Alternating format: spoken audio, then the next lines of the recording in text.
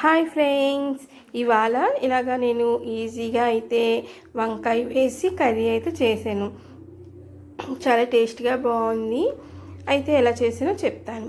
దీనికోసం మొత్తం 4 ఉల్లిపాయలు తీసుకున్నాను. ఒక ఉల్లిపాయ అయితే ముక్కలు కోసి 3 ఉల్లిపాయలు, అల్లం, వెల్లుల్లిపాయ, 3 టమాటాలు అండ్ వంకాయలు తీసుకున్నాను అనమాట. అయితే ఇప్పుడు ఒక ఉల్లిపాయ ఉంచాను కదా, ఇలా ముక్కలుగా కోసి కళాయిలోనైతే ఇలా వేగనిస్తున్నాను ఆయిల్ వేసి. ఇప్పుడు ఇది ముద్ద చేసుకొని పక్కనైతే పెట్టుకున్నాను. ఇప్పుడు ఉల్లిపాయలు అయితే కొంచెం మరీ ఎక్కువసేపు వేగనివ్వక్కర్లేదు.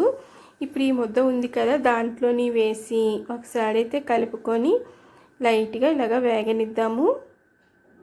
ఇప్పుడు ఇది ఇటువటు కలుపుకున్నాను, వేగింది కదా. ఇందులోనే ఉప్పు, పసుపు, కారం ఈ 3 అయితే వేసాను.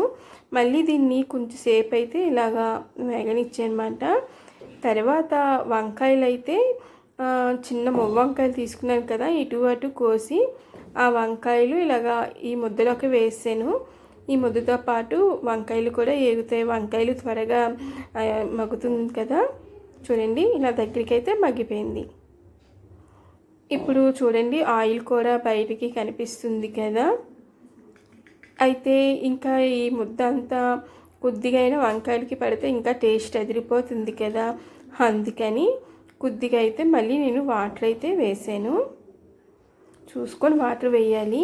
తర్వాత దీని మటుకి ఇది అయిపోయాక ఇలా దగ్గరికి అయిపోయాక మీరు దగ్గరగా కావాలంటే దగ్గరగా చేసుకోవచ్చు, లేకపోతే వాటర్ అయితే వేసుకొని ఇంకొంచెం ఇలా కూడా చేసుకోవచ్చు.